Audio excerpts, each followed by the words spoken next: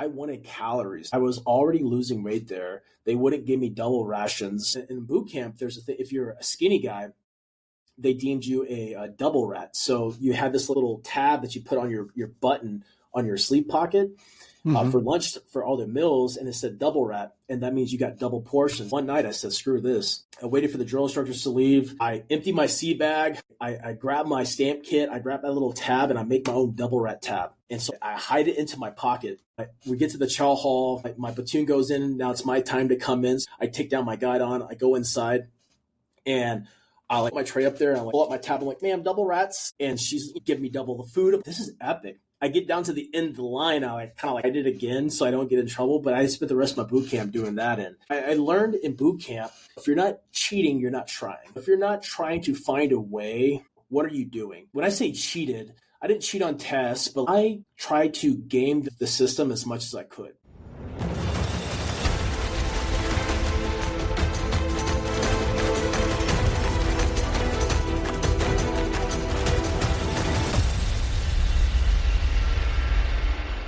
Hey, gang, welcome back to part 2 of episode 200. Episode 200. You thought this old man would probably pass away before we got to episode 200, right? And I might have thought that to myself. You never know. But welcome back. We've got Cody Alford as our guest here today, a true American hero, American patriot, an individual who is a retired U.S. Marine, MARSOC operator, which we learned yesterday. If you haven't listened to yesterday's episode, you need to go back and listen to it. But we learned that's the special operations arm of the U.S. Marine Corps. So honored to have you back on here, Cody. Thank you for coming back for part 2. What we got into yesterday was pretty much everything in his Marine Corps, the special training, getting up to a MARSOC Marine Raider. But one of the other things that I learned about Cody was that you were promoted up to an E8, which is a Master Sergeant within the Marine Corps. Are you the youngest or the fastest that ever make that rank, or what's the story that goes with that? Yeah, at the time I was the youngest and fastest. So I got selected for Master Sergeant at 10 and a half years, which was pretty unheard of. And some people have picked up the rank of First Sergeant, which is the equivalent. It's the same. So once you get past the rank of E7, which is Gunnery Sergeant, there's 2 paths you can go. You can go stay operational, or you can go administrative wise. So I was a Master Sergeant. The equivalent to that is a First Sergeant. The 9th rank above those, if you're a First Sergeant, you can become a Sergeant Major. If you're a Master Sergeant, you can become a Master Gunnery Sergeant. And so that's how the kind of wing branches off. And I remember I was at free fall school.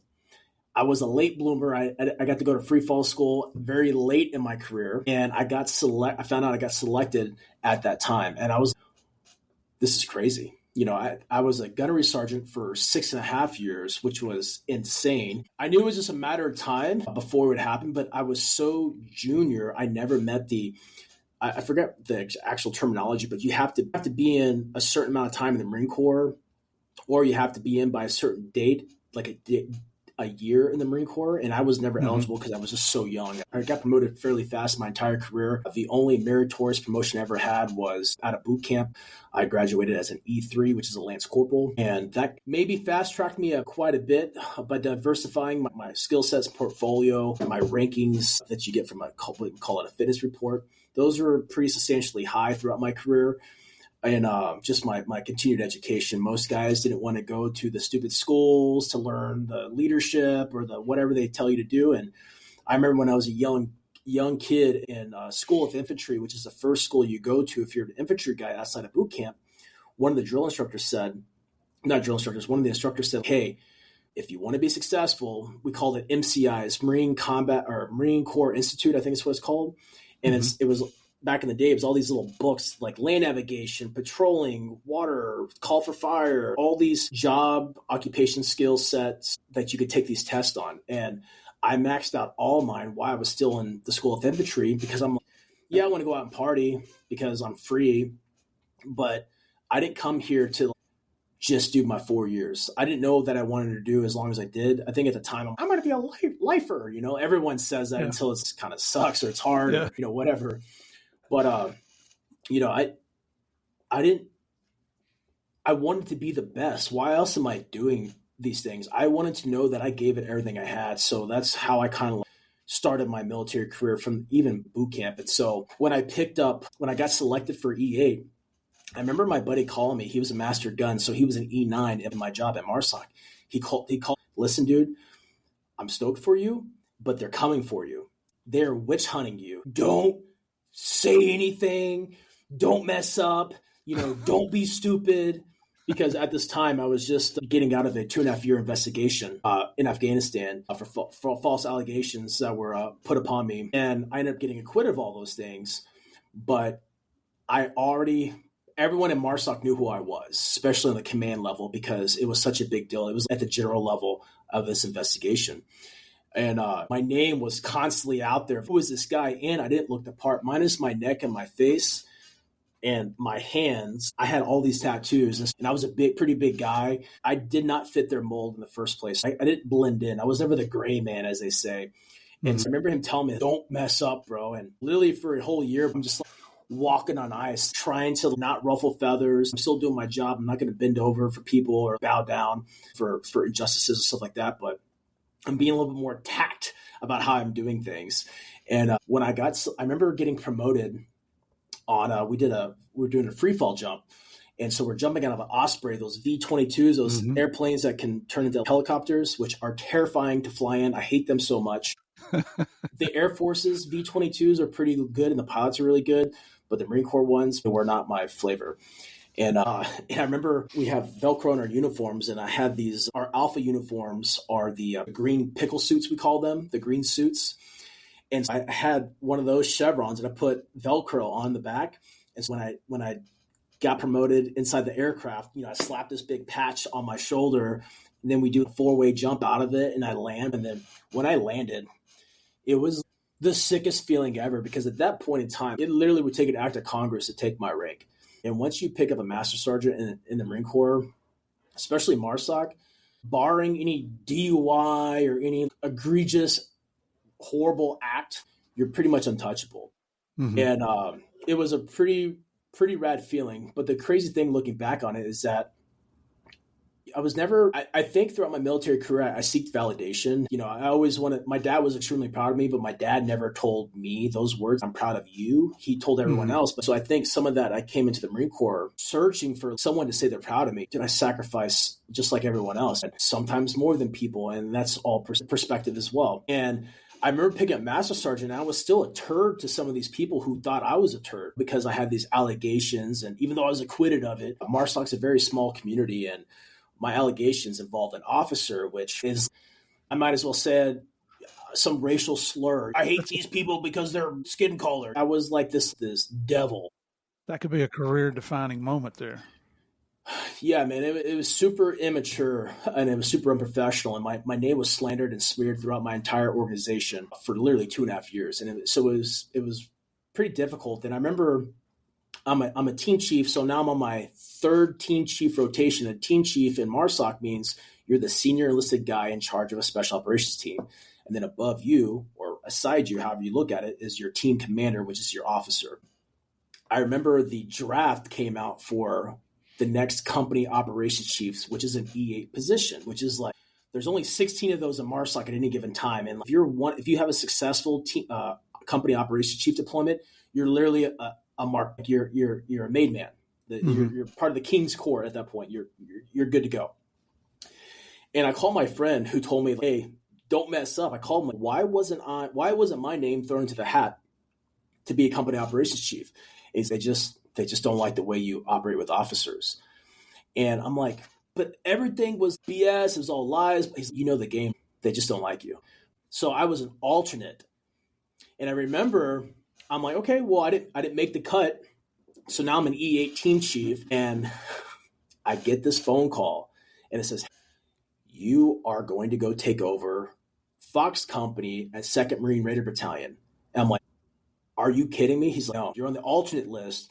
He's the guy who was placed as a primary, put in his retirement packet as soon as he checked in, and your name's on the list. So by default, I got the position that MARSOC did not want me to have. And it pissed off everybody. It pissed off all these officers and all these senior leaders that did not like me. And granted, I had a bunch that did like me. but it pissed off so many people. And it was such a great feeling to have an opportunity. But I checked into that unit, and I have a massive stack of awards. I have every device that you can have, and I'm still being talked to like I'm a turd. And if you pull that crap here, you're done. I was acquitted of all this stuff. Why are you talking to me like I'm an idiot? Yes, I'm young. Yes, I talk differently than you. I have more experience than half the people here, and I don't treat anyone like crap. I take care of all the people that I work with, and I have a proven track record of success, not just by Cody, but the people that I get to support. And I constantly had that stigma of, you got to watch out for this one.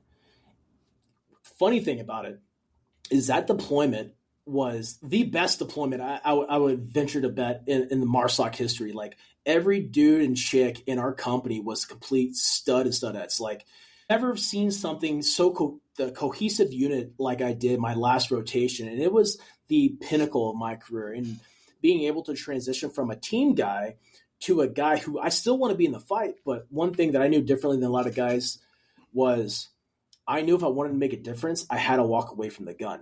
I knew if I wanted to make a difference, I had to sacrifice what I wanted.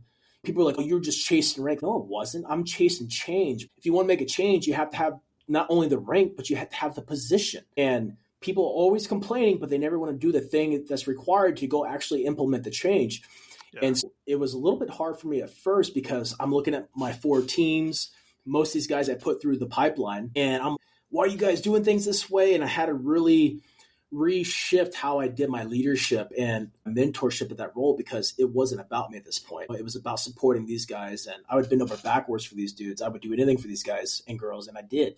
And it was just such an amazing experience. I'm just so blessed that I was afforded that opportunity. And it pissed people off even more because how the men and women performed there. And I love pissing off the military, dude. I love pissing off people who just want to watch you fail, because there's so much more people that dog you than support you.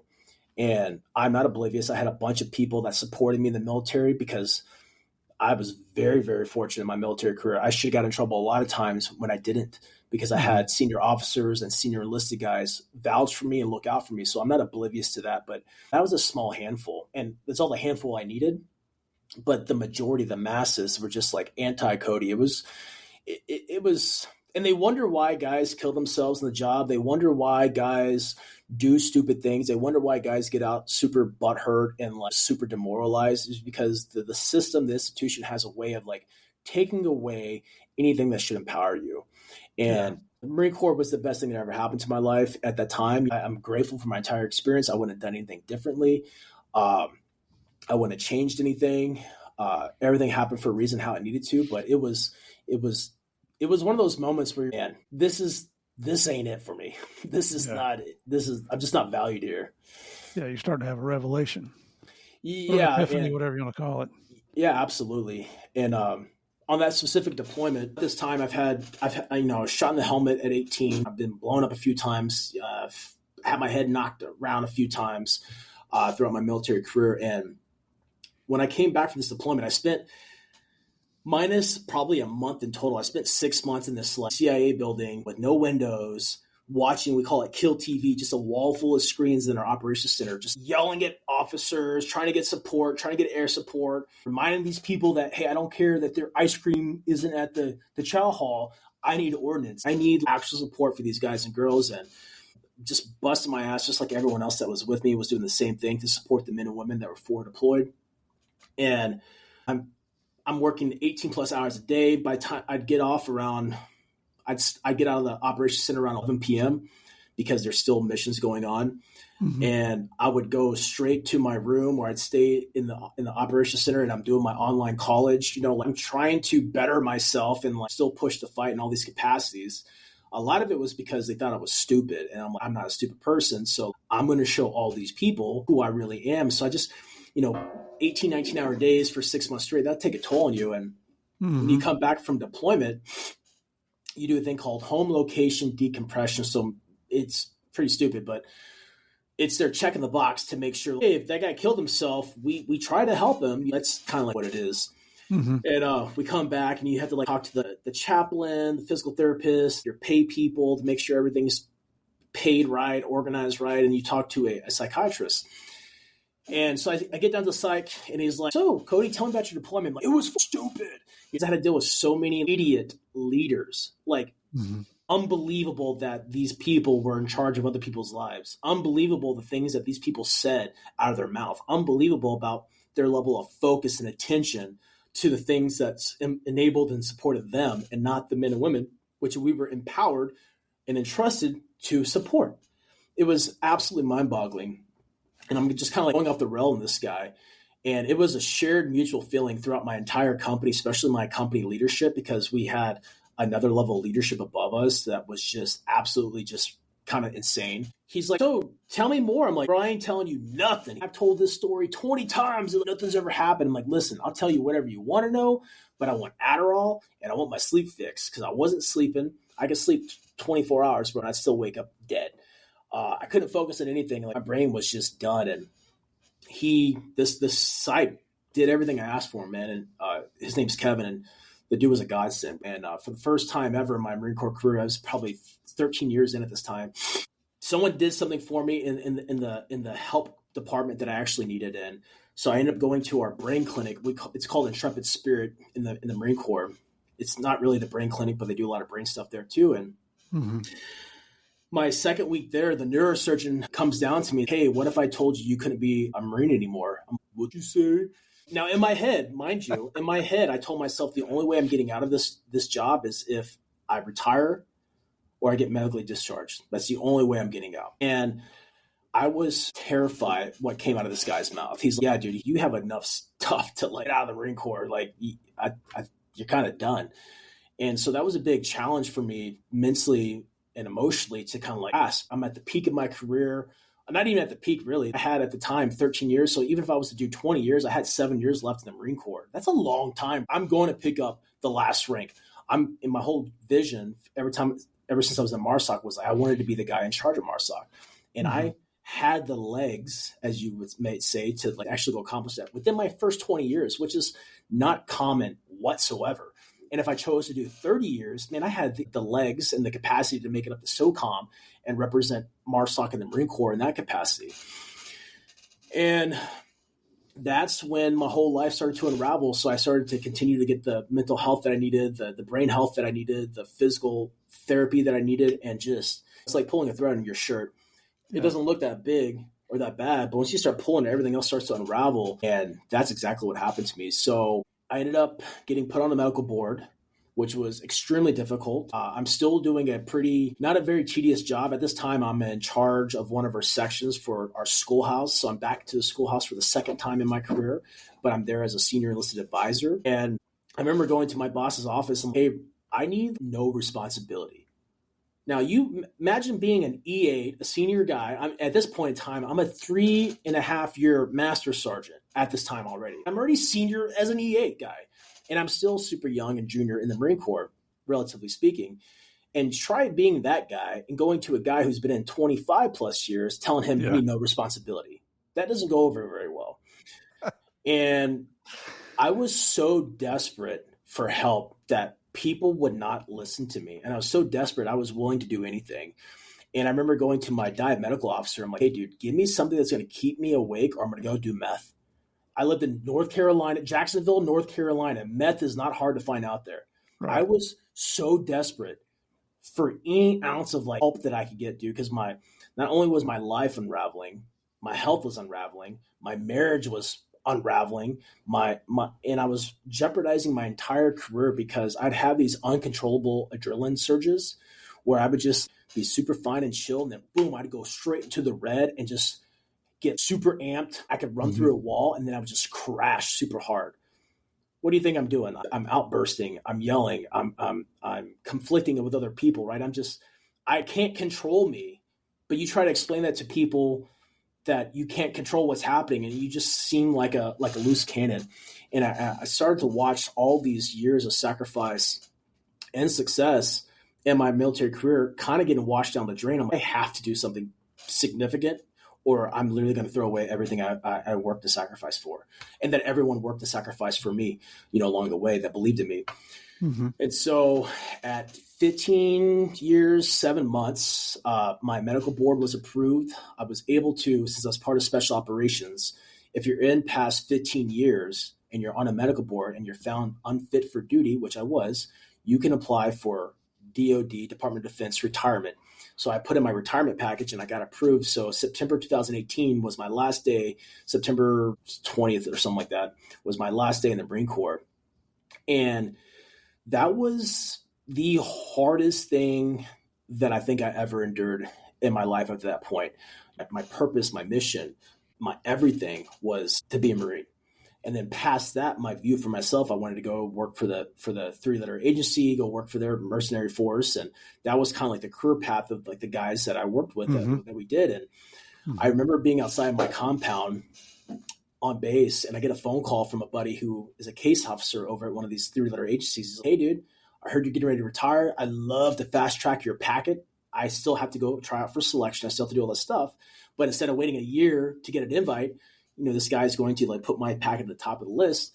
I'm like wiping blood off my face. I said, "This is a dream come true, but I have to say no." It was so hard for me to do that. It was so hard to like finally start being honest with like where I was at mentally and physically. I'm falling off my motorcycles. I was an avid motorcycle rider. I had 4 bikes, drove classic cars all the time. I would drive down my road and not know how I got out there.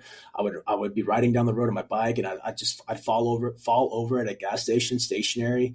I'd get off my bike without putting the kickstand down. I'd walk out of my house with doors open, water running, the burner on. I didn't know what was happening in my life, and it was very confusing. And you try telling a bunch of other warriors that are just studs that you're having a hard time. I'm having a hard time too. Suck it up. And I got tired of playing that game of sucking it up. I sucked it up for all these years, and where has it landed me? It's landed me with self-destruction, and that's not how I wanted to go out. And so I remember my wife asked me, she's like, I was down doing this experimental brain treatment in Tampa Bay, Florida, and I'm out there, and dude, I couldn't even navigate to this place with my GPS, right? Like I remember calling my day one, I was supposed to go to this treatment. I get to this red light and I'm having a panic attack, and I call my psychiatrist. "I need you to come down here and get me. I can't do this. I'm freaking out." And I was supposed to be there, let's say 9 o'clock. I didn't get there till 10 because I got lost with a GPS. And mind you, the drive to where I needed to go was generally a straight line and maybe 1 or 2 turns. Very pretty simple, basic stuff. Here I am, the senior special operator. I can't even manage this stuff. And on top of this, I knew that I only had 6 more credits to get for my bachelor's degree. If I don't do this now, I'm sure definitely not going to do it when I get out. And the only reason why I even pursued my college degree was the fear mongering they tell you in the Marine Corps. Because as a special operator, you got to get out with a bachelor's degree and you got to make a job that makes at least 6 figures. That's this thing that's constantly ingrained into you. And I had to get this bachelor's degree. I gapped it all off, and I still got a 3.8 GPA while drilling on myself, being half brain dead. That tells you how significant online college is, right? And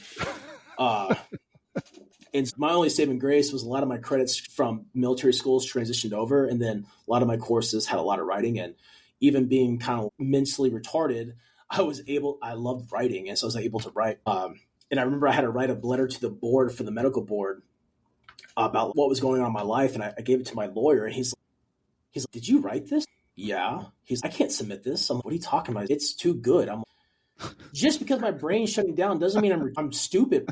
It's like I was on testosterone replacement therapy in the Marine Corps, but before I ever got it, they're like, "You don't need TRT." I'm like, just because I'm big doesn't mean I suffer. You don't know what I have to do to even get this. Half this weight that I have is cortisol levels that are spiked, stress and inflammation.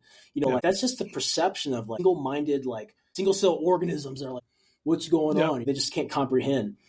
And I'm really freaking out. My wife's like, "Hey, if you had 6 weeks left to live, what do you want to do?" I'm like, "I guess just travel around, take pictures." I don't know why I said that. I have no clue why. It was just the first thing that came to my head, because SOCOM, Special Operations Command, was when you're transitioning out, they give you like a counselor, and they'll help you write any resume you want, help you get job interviews. They really support you.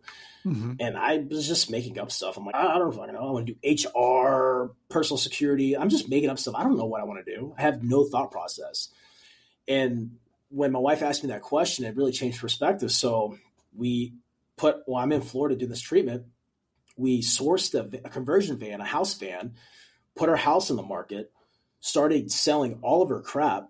And because I was a retard, I'm going to save my money to make money. That's the dumbest thing ever, right? I didn't know what investments were. I was not financially literate. And my dream was, if I just put this much money away, by the time I retire at 20 years, I'll be able to buy my Panerai dive watch, because I was a diver and Panerai was one of the first dive watches ever made. So I wanted that, and I wanted to buy a Range Rover. That was it. And so I was going to save my way to buy these things. That's how narrow-minded and uneducated I was. And none of that happened. And so I sold all my belongings, all my motorcycles, all my classics. It was the only liquid cash that I had. Sold our house and moved into a friend's house. I paid him rent until I retired. And when I retired, I moved to my van. And everyone at work said, "You're moving into a van? What the fuck? You live down by the river?" Yeah, maybe. And for the next 2.5 years, my wife and I and our 2 dogs would call that home. And we just traveled around the United States with no plan, no objective. It was not very fun all the time. It was a lot of darkness and pain and suffering, a lot of self-sabotage, self-destruction. But it was the best thing that ever happened to me, because one thing I never realized about guys that I was in the military with is I remember guys I was in the brain clinic with that were complaining about MARSOC, complaining about the Marine Corps, complaining about the military and how much stress it caused them and how they hated it, blah, blah, blah. But then as soon as they got their, "Here you go, you're out now," they had a black MARSOC polo shirt on and they're a contractor on the compound. That doesn't make any sense. Yeah. You just spent all this time talking crap. But you know what their excuse was? You know what the reason was? I got to make money. I have a family.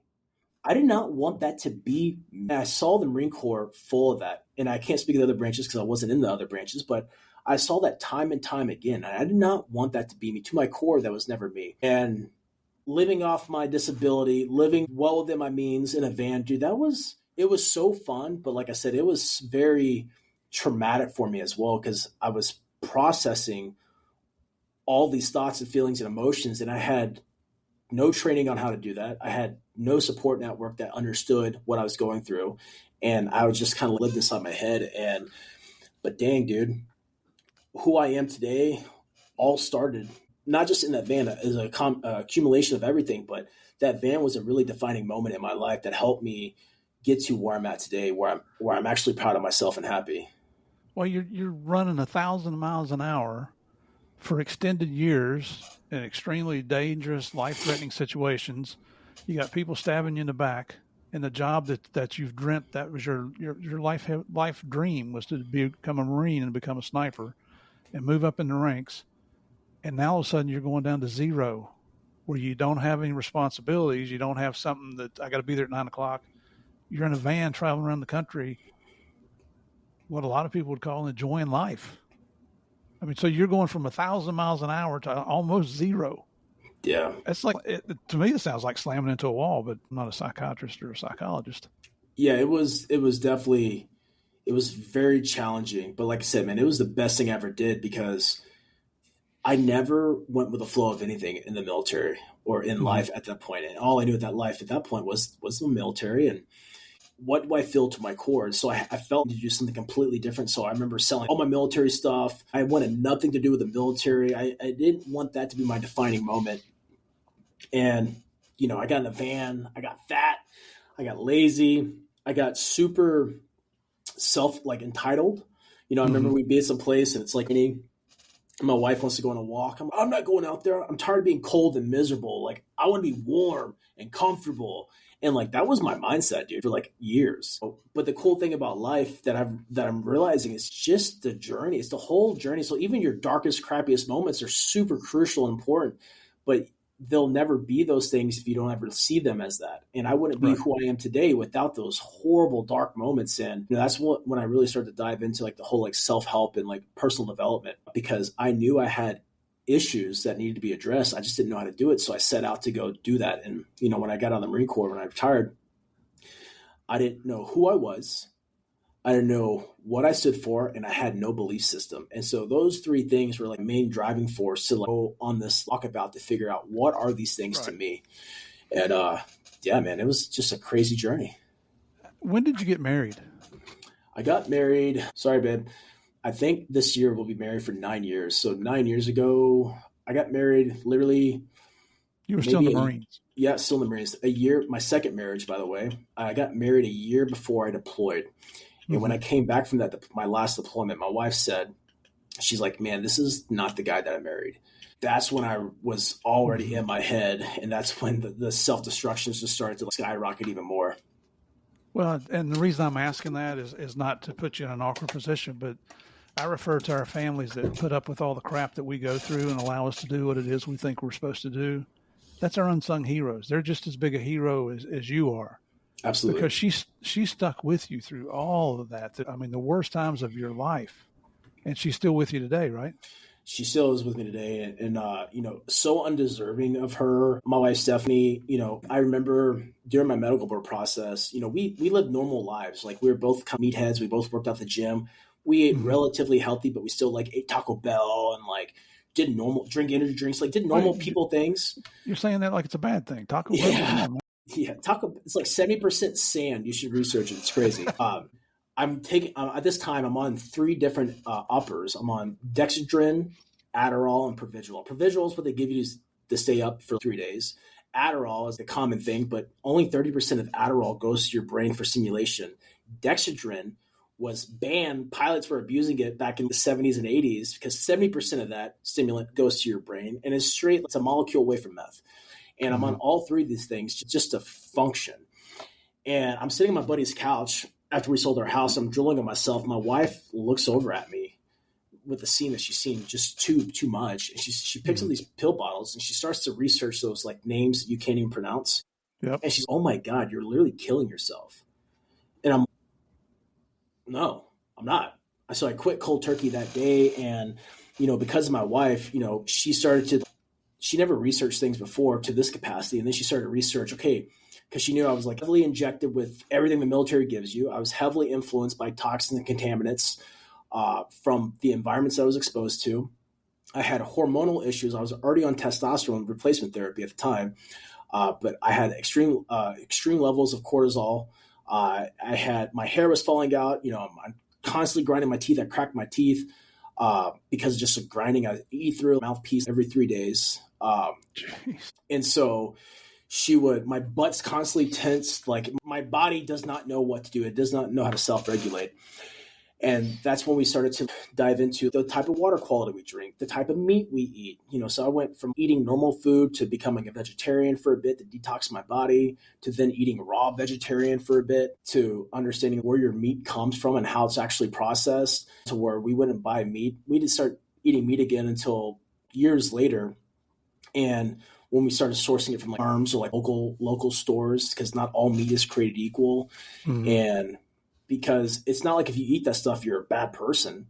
But when you already have all these detrimental medical issues happening to you, adding things on top doesn't help you out. You can't get to the root until you start taking away all the crap on the surface. And so that's what we started to do. And I wouldn't have done any of that stuff without my wife. I wouldn't have known anything without her. So my health and my livelihood and my functionality that I have today is solely because of my wife, Stephanie, and what she endured and what she did for our future, which is super sick. Yeah. I remember meeting her in Beaufort, South Carolina last year, I guess it was. And she's got the cutest dimples, man. I'm not hitting on your wife, but she's got the cutest dimples of anybody I think I've ever seen. Yeah. She's a rock star. Nice. You guys mentioned, I did some of the research I did on you. I read where you met somebody who became a mentor to you during this nomad phase. And is that somebody that you can talk about, and what is it they did for you? I had a few mentors that I found along the way, and some people who weren't necessarily my personal ones. I took their mentorship and guidance to me. You ever heard of the name Sean Whalen from Lions Not Sheep? No. You ever heard of the company Lions Not Sheep? Yeah, I have heard of that. So the guy that owns it is Sean Whalen. And if you research Sean Whalen, there's a bunch of people like to talk shit, right? He drives a Lambo and smokes cigars. So obviously people want to hate. And, taking all those things aside, I remember one time I had an opportunity to go to a military entrepreneur mastermind that was hosted at his place. And that guy changed my life. He straight up called me out and got me down to my core. And basically what I mean by that is, we're talking about business and what our struggles are. And at this time, I already have my company, We Defy the Norm, my apparel brand for the bold, my message to build a life that you want, to step into your full potential, right? And I have this idea for this and this idea for this. And he's like, you don't know what you want to do. I'm like, yeah, I do. I want to do this. He's like, you don't know what you want to do. I'm like, yeah, I want to do this. He's like, you don't know what you want to do. You're right. I don't. Like I never had anyone in my life literally call me out like that. No one straight up slapped me in the face and said, you don't have a freaking clue what you want to do. And I'm like, you're right. I don't. And it brought me back to this level of honesty again. And I don't know what I want to do. And from that moment on, I told him that I wanted to start coaching. I didn't feel I ever hid behind the internet, but I didn't want to just be on the screen anymore. I wanted to be in public. I wanted to speak. I wanted to impact lives and not just do it from my phone. And what happened changed my life from that moment. He challenged me to host my first online course, like my Facebook Live event. And that whole opportunity, dude, has set me on a completely different trajectory. So people talk, man, oh, you don't see what he did. I'm like, dude, oh my God, bro. I'm glad everyone else is a complete water walker and is so perfect. And the thing is, what people don't understand about me, I get talked to all the time. I'll post pictures with Sean and they're like, is that really the crowd of people you want to hang out with? I'm like, dude, I don't judge people like you, bro. Who am I to judge anybody? And all these people want to tell you who you shouldn't hang out with, how people are turds and how they're bad people. I'm like, if we all lived that life that way, what is good? What's the purpose of anything then if we're just all pieces of crap? And I never understood that. So even when I work with clients today, you can tell me anything. I don't care. Ain't nothing you're going to say is going to shock me. I don't judge you. Like, I see you for who you are and how you interact with me. Outside of that world, I can't control. So I'm not going to get mad that you might be a turd somewhere else. But with me, you're honest and upfront and you challenge me to become more. And, so I started to find these and then I get connected with Core Medical, then I started to I was actually with Core Medical, my hormone replacement company now, when I retired. Vincent Vargas actually connected me with Core. But I didn't meet Sydney Gordon until I met you. That was my first time to meet Sydney Gordon. And now having him as a personal mentor and friend in my life has completely changed me. But one thing I realized is that I've acquired these mentors and these friendships by becoming someone who has value. And all these years I got out, man, what am I going to do? How do I make money? How do I make impact? What's my thing? Well, the cool thing is in the Marine Corps, you get paid no matter how badass you are, whatever rank you are, you get paid the same as everybody else, no matter your job. Now, in MARSOC, we got paid more. I got paid special duty pay. I got paid free fall pay. I got paid dive pay. But my retirement's the same pay as a normal person that got out as an EA. And so really where your value comes in a non-monetary environment is who you are, not what you do. And so I started to connect the dots as a civilian. This is the same game, just different. It's a bigger map that I'm playing on, vice a smaller map like the military. And, I found these mentors and these leaders in my life who believed in me and saw something that I didn't quite see in myself at the time that has propelled me forward. And, that level of impact was so significant to me. And that's what I love doing for other people. And that's what I do now. One of the things I do now. And I realized you can't get here by yourself. It's just you can't get to wherever you want to go by yourself. And all those people who say that, they're really missing the mark of those people who've touched their lives at some point. And if I wasn't called out in this warehouse room with 12 other guys, I wouldn't have had the courage, right? Or the clarity to do the things that I'm doing now. It just would never have happened because I was still been scared. I would have talked myself out of it because no one's a better liar than us. We lie to ourselves all the time. We hold ourselves back all the time. Hell, this morning, it's 40 degrees out here. It's been raining the past couple of days. And I'm wake up, I'm going to go in the cold plunge. I did everything but get in that cold plunge this morning. I took care of the dogs, took care of the chickens, did all the other things. I'm getting in that cold plunge. So I walk up to the cold plunge, unclick my lid. Then I start to negotiate with myself. I'm just going to get in there until I get tired. I'm only just do a minute. Shut up. Just get in there. And then I get in there. I'm, oh, hey, yeah, it's cold. Just like you knew it was going to be cold. But all is good. Because I asked myself, I'm going to talk myself out of this. What else am I going to talk myself out of today? I'm not like a machine. I'm not invincible. I have feelings. I have self-doubt. I have insecurities in some ways. But, more and more and more, I'm believing the hype that I've been feeding myself all these years. And I see that the only limits that I have are the limits that I place on myself. And but all that is part of the journey. And so I always encourage people to find someone who believes in you, find someone who's going to call you out and share a different perspective with you. Because if you lead yourself your whole life, bro, you're only going to lead yourself to your limitations, to your own comfort zones. And Yeah. yeah, dude, so that was my very first mentor. And then, like I said, I got to meet Sidney Gordon 2 years ago, the CEO of Core Medical Group. And man, they don't make Yeah. him like him. They do Yeah. not. They do not make him like him. He's a decent man. He is He's one of my he favorite comes across humans. a little gruff sometimes, but he's a very decent man. I love him for everything. Yeah. He and Mel Chancey came here to Orlando last year to speak to a prison ministry fundraiser. Oh wow. And I love Mel. And ladies and gentlemen, if you don't know who Mel Chancey is, he's the former president of the Hells Angels Outlaw Motorcycle Club in Chicago. And never in my life did I dream that my wife and I would invite an outlaw motorcycle president to come and stay in our house. Because him and Little Mel, I thought they were going to come to town if they stay here instead of paying for a hotel. But little did I know Mel or Sid was coming.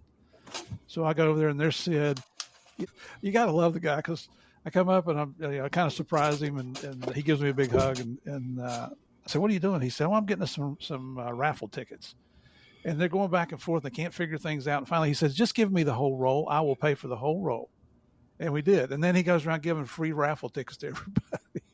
Dude, I mean, he's a stand-up guy. We had a death in our family when my sons passed away in February this year, and that's why I didn't get to see in Buford at Sid's thing this year. But Sid calls every once in a while, just, "Hey man, just checking up on you, see how you doing." Not a lot of other people doing that. Mel Chancey does it.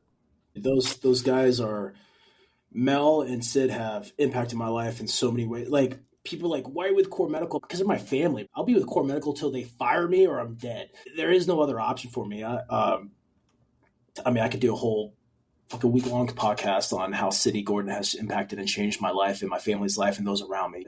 But yeah, generous man. Good people. Yeah, it's amazing. So now you've gone into business for yourself, and so I started researching it. And one of the two things I was aware of, but man, I came across a whole bunch of stuff you're doing. I think Defy the Norm, that's one of your companies. Now, is that primarily a merchandise company? It is. Okay. And it's got some cool stuff on there, people. It's Defy, DEFY, just like his hat says, the Norm, NORM.com. Go over and check the stuff out. If you don't like it, you don't like it, but at least go check it out and see. You might find some stuff in there that might be a little motivational for you, that might meet the same mindset that you already have. But then I looked and I found CodyAlfred.com. You got a bunch of stuff going on there. Holy cow. Tell us what all you've got going there. And I've got them written down, so if you forget one, I'll remind you. Yeah, that's been the journey. For the past 4 years, I had an online coaching group where I help people basically transform their life. I realize that people don't have other people that push them and challenge them. And most people feel like what they're going through is the only thing that they're experiencing themselves. And that's just simply not true. Once you can find people who you can not only relate with, but that can push you and hold you accountable to a different level that you're used to, you grow and expand. I also have launched a youth development program. It's an 8-week program for young men, 11 to 17. And to help them, one thing I realized, man, that some of these kids are just so lost. Some of these parents are lost. And parents aren't really teaching their kids anymore these days. Not necessarily because the parents suck, but they're spending how many hours in the school, then they're hanging out with kids that maybe are neglected themselves, and they're getting in all sorts of things. And the power of social media is influencing these young men and women just to do some really absurd things in life. And so my whole youth program is designed to help them find a focus, find clarity, and build a map towards that goal and objective, emotional intelligence, and just be real and upfront with these people. And most people I realize they're just not very clear and articulate, or they lack emotional intelligence, they lack authenticity and vulnerability. And, I know how it impacted me to not have an emotional, intelligent father in my life. And my dad was the man, dude. I love my dad. My dad loved the shit out of me.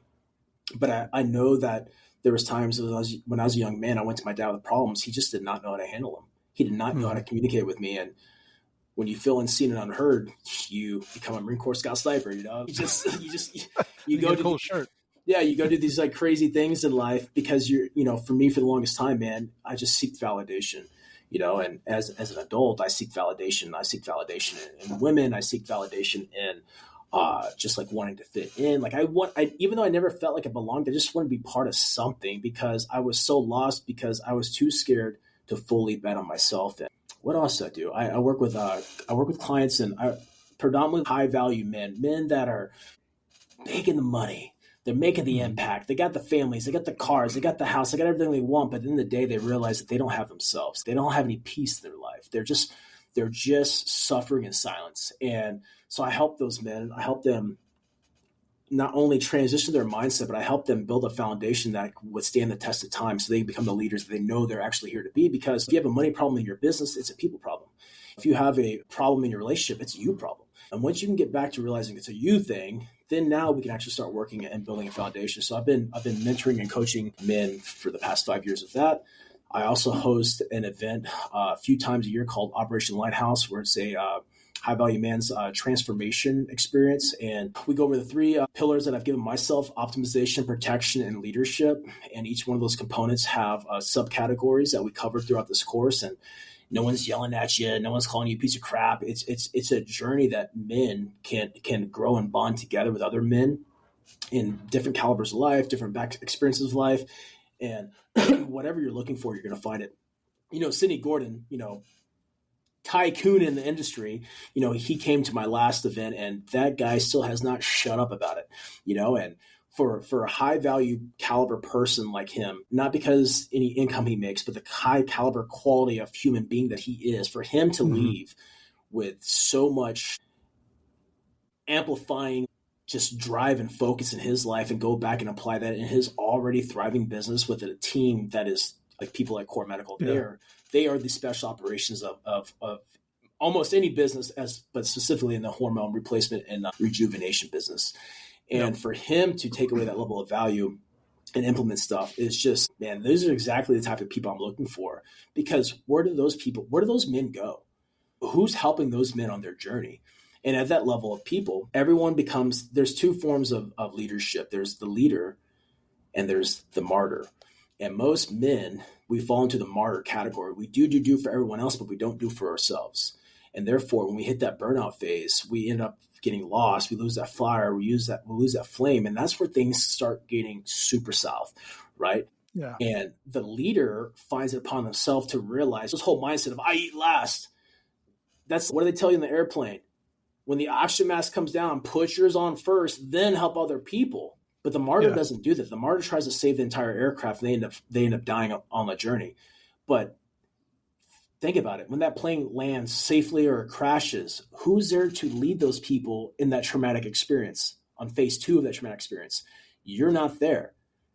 How can you help people if you don't help yourself? And so it's really hard for men, especially high caliber men, to place themselves first, but nothing exists in your life without you. Your belief system, your family, your money, your business, none of that exists without you. Because if you don't believe in it, it's not real. If you're not here, it doesn't exist. So it's imperative that we jettison that weight of being a martyr and refocus and reposition and redefine what being a leader is for us, because there's so many people that are looking for us for guidance and help. And we can't give them what we don't have ourselves. And every man, even women, hit that phase of life where they just hit that burnout phase. Yep. And I want to get back to this, but as you're talking here, I took this right off of your Defy the Norm website. And it's, and you're saying my message is simple: to encourage others through my actions to defy conformity and invest in themselves. But then in the last paragraph, and this says it all, nothing worth anything comes easy. If you're looking for the easy way out, you're probably going to stay right where you are. Yeah. It requires, it doesn't have to be total sacrifice, just like you mentioned. I love that analogy used of the oxygen mask. They do tell you, put yours on first. So you don't want to kill yourself, but it's going to require some revelation, some dedication to change. I mean, all the things that you preach, I love it, man. I like what you're saying. Now, you have an ebook out, is that right? I have a military ebook. So I basically created this ebook to help young men and women who either want to join the military or are in the military, and how to basically become the best leader they can be and have a successful career in the military. So everything that I've learned over my 15 plus years of experience, I put in this ebook that's super easy to read, digestible. Because I looked at my audience, especially on Instagram. I have a lot of young men and women that follow me that want to join the military. Why don't I help them solve this problem? And so that was my very first ebook. And I actually have a a leadership ebook that I'm wrapping up now. And I actually have my first, I'm going to go with the Amazon book, but I have a first book. It's called Becoming the One, Fighting the Revolution Within. And basically how to transform your life no matter where you're at in your life, basically to implement new mindsets and protocols and procedures so you can become the one that changes everything. Because you got to think about it. How many people in your genealogy, your family tree have done and accomplished what you have? Probably not a lot, if any. Yeah. Right. A lot. And you are the one, everything that you're doing, you are the one that's changing your entire bloodline. And the same thing for me. And I'm not in competition with you. I'm just in competition with myself, because if I fail myself, I fail everyone who sacrificed and went through egregious acts of just life to get me to where I'm at today, for me to even be produced into this life. And so I truly believe that we're here for such a bigger purpose. But if we never see it that way, then we'll just live a life that's what we're told to live. The job, the college, the white picket fence, the bills, the tax, the death. That doesn't sound like I don't have a mega CPU in here and a soul inside this vessel to live such a basic average life. A life where there was a time where money never existed. Life where there was no peer pressure of trying to fit into the crowd, right? It was all survival of the fittest. Society has really warped the minds and souls of humans, and that's not how I'm going to go out in this lifetime. So my whole mission is to help do exactly what my mission statement is: to defy the norm, encourage others through my own actions to defy conformity and invest in themselves. And because it's not easy, and it's so lonely at times, it's so scary at times. But like you just said in my last sentence, nothing worth anything comes easy. There's a hell of a lot of naysayers out there. Always, bro. I just love them watching and talking crap. It's the best thing ever. Let's see. What is the vault? So that was something I was going to launch. So I was getting ready to start a tactical training company. Then I realized, man, do I really want to do that the rest of my life? The answer is no, I don't. I love training. I'm just going to put all this stuff on YouTube and call it good, because I love shooting. I love pro shooting. But it was I turned 40 in a week and a half. And, I remember talking to Sidney Gordon beginning of this year. Sid, I don't know what I'm doing. You need to focus on 1 to 2 things. I can't do that. And that's your problem. I'm like, oh my God. So I got that dad talk from dad. And I started getting rid of things in my life that caused me any ounce of stress. Even if it was making me money, I got rid of it. And it's definitely been financially straining over the months, but I've had more clarity and fulfillment in my life the past 90 days. And it's been unreal. I have never been so proud of myself, and it's not made it. It's not, I just pissed excellence. No, dude, I'm just grateful for everything that the day brings. And I try to treat the day like it's the only thing that exists, because it is. Excellent. Yeah, man. So I've had all these ideas. I'm like, you know what? I could do that, but is that really what I feel called to do? But what I feel called to do, it seems so hard and impossible. Well, good. Go do that thing. And that's what I'm doing now. I'm just really focusing in on the high level of value of mentorship and coaching I can provide other men, and just serving, whatever that looks like. I'm finally going with the flow in life and not trying to do what I normally do. Is if an idea pops in my head, I try to build it all out, put a big box around it, even a massive box. But that massive box is no comparison to what God has in store for me to actually be a vessel of servitude. And I've been just going to do things. For instance, next month, I'm going to Virginia. I'm learning how to train dogs. What? I don't know why, but I feel called to go that direction, and I'm just doing it. And I can't tell other people to bet on themselves and to defy conformity and invest in themselves if I don't do the same thing. And nothing I've done has been easy. And all the things I have done that's been easy, I've never felt it was me. I felt I was trying to live someone else's life. And I don't want that. I don't want to do that. It makes me feel disgusting inside. Oh, great. I'll just keep on walking into the unknown where it's completely uncomfortable and I have no clarity on really what it is, but I'm just going. Oh, it's like starting a podcast. Oh, yeah. I trust in God to open doors for me, and I made a deal. You open a door, I'll step in and see what's on the other side. If I'm doing the wrong thing, then just show me back out the door, but show me what the next door is. Don't let me be disappointed, because I like to stay busy. I'm a workaholic. I know that. And he does. And let me tell you, running a podcast is a lot of work, as you know. And you've got a podcast yourself, right? Yeah, I do. I have not been as consistent with it as I wanted to be, just with the traveling process, and I overcomplicated it. advice when I first started my podcast 4 years ago, actually maybe 5 years ago, I was just recording audio. And then I'm like, oh, I need video. Well, yeah, video definitely helps. It helps me put on other platforms. But I just started making it so complicated.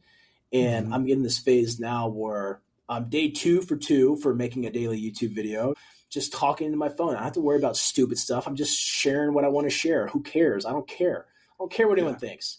It's all made up anyways, right? This whole life is a reality of made up stuff. So might as well just do what I want to do, say what I want to say, and stop caring about how it's perceived by the outside world, because that's not what's guiding me. And it's taken me a long time to come to that realization. Now I'm just in like the action and execution, the true belief, not just the idea of the belief of it. Excellent.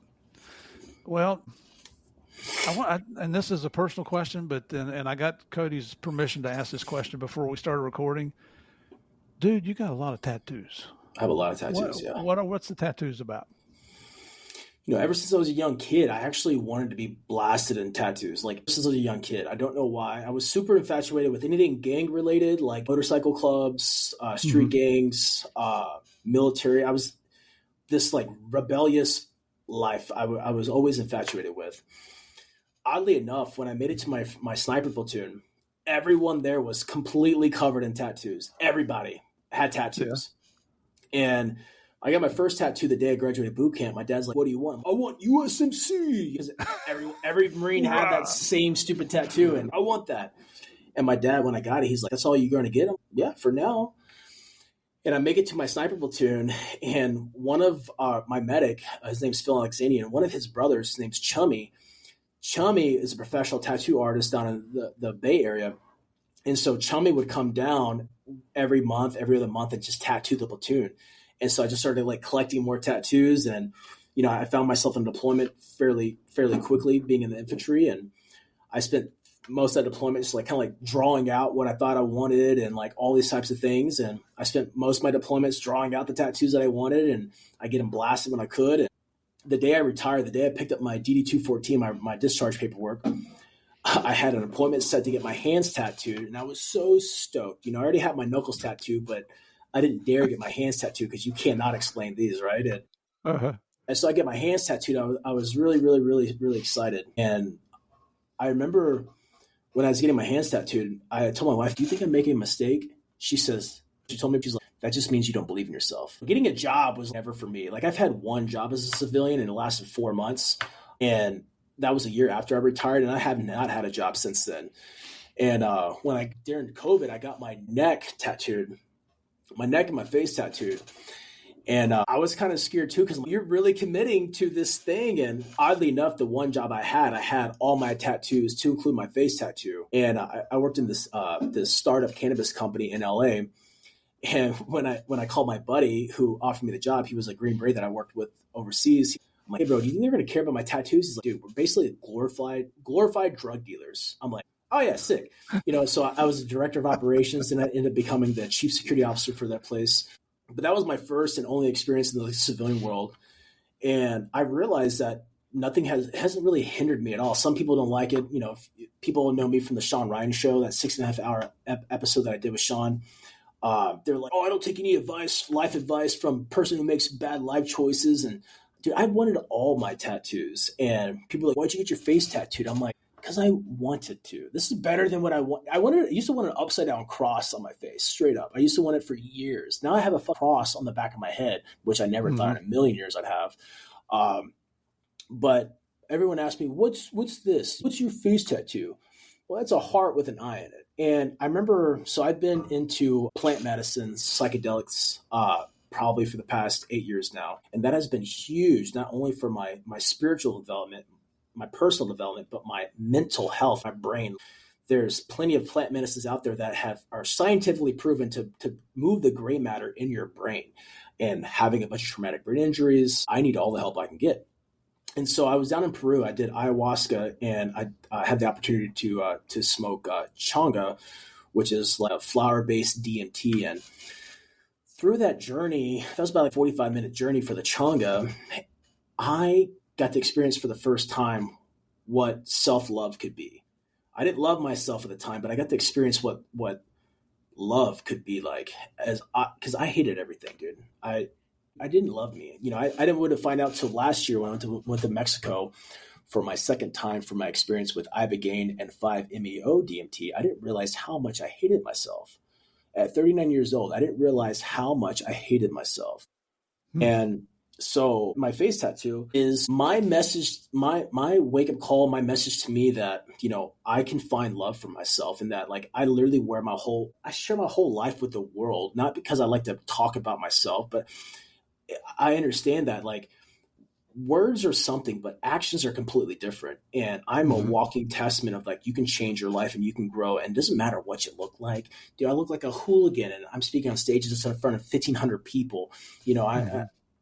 I have high net worth clients, that I get to work for and support. Like nothing has stopped me, but yet we have this whole world that has built, especially first world problem people that have built this facade of I can't get this because of my skin color, my race, my tattoos. And it's not what you do, it's who you are. What value do you bring? And it's so freeing just to be me. And finally, I don't care what anyone thinks about me. I used to care significantly what people thought about me. As much as I didn't want to, it still hurt me under the skin in my soul.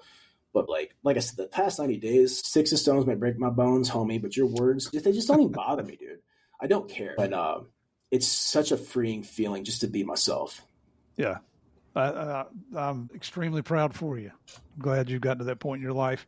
You certainly earned it. You set the example of, we've had other people here that have been wounded. I just had a Border Patrol girl on who was struck by a car at a border checkpoint in Yuma, lost part of her arm just because she was sitting in some idiot comes through at a high speed and decides he's fighting with his girlfriend. So he decides he's going to take other people out.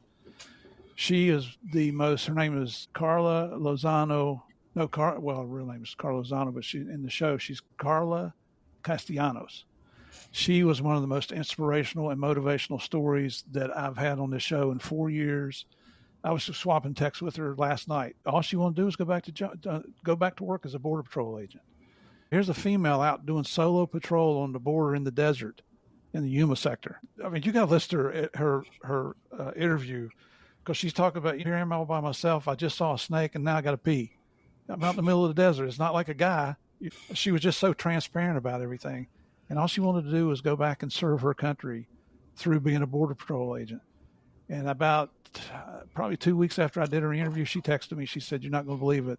I go back to work tomorrow."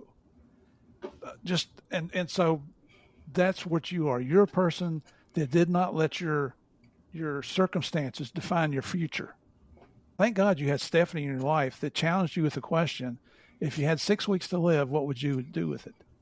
That changed your whole life right there. It did. That lady is that's why we call them unsung heroes. Yeah, dude, right? She is a champion.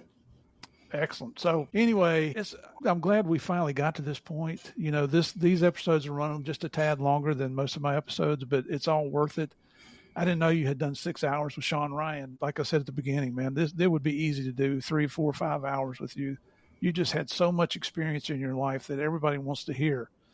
And folks, listen, if you want to find out more about Cody here, you can find him on YouTube at Cody Alfred, CodyAlford.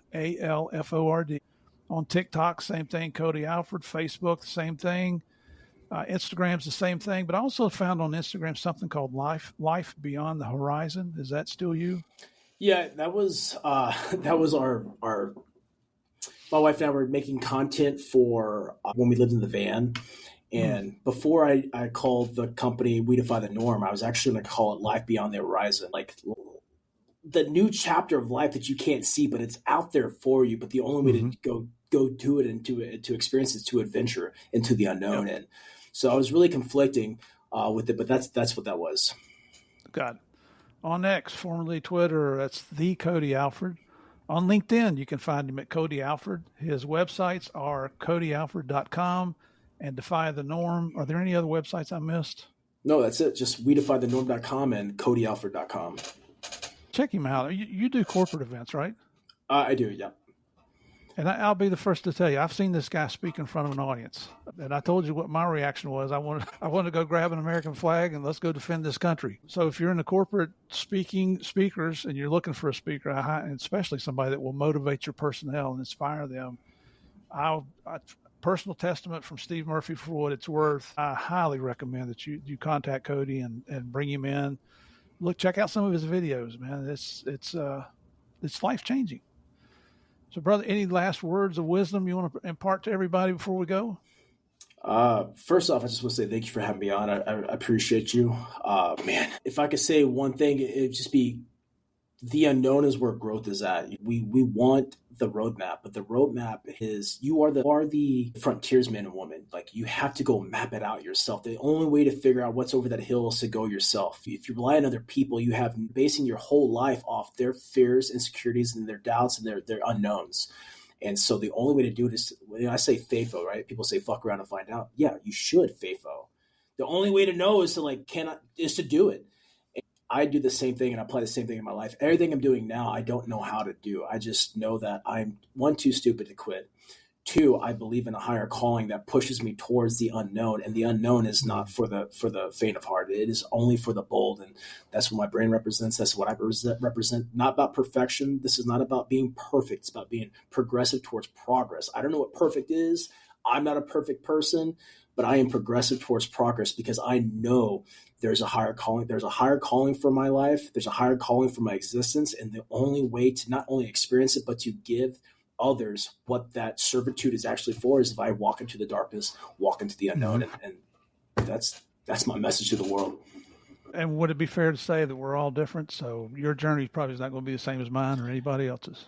And that's the beauty of it. It's not about me comparing myself to you or you to me. It's you are here for a reason, and your life's purpose is to figure out and discover what that mystery is. And you will never do that by comparing yourself to the outside world, to other people. When I'm in competition with shooting at an event, at a speaking event, I ain't worried about anyone else. I'm just worried about my focus on what I'm here to do today, and that's all that matters. I don't care the way the world try to impact and change everybody. I just care about one soul, because one person can change everything. Waves begin from ripples. And anyone listening to this right now could be that one ripple that changes everything in the world, everything in society, everything humanity. And you'll never know if you don't give yourself that permission to go do that.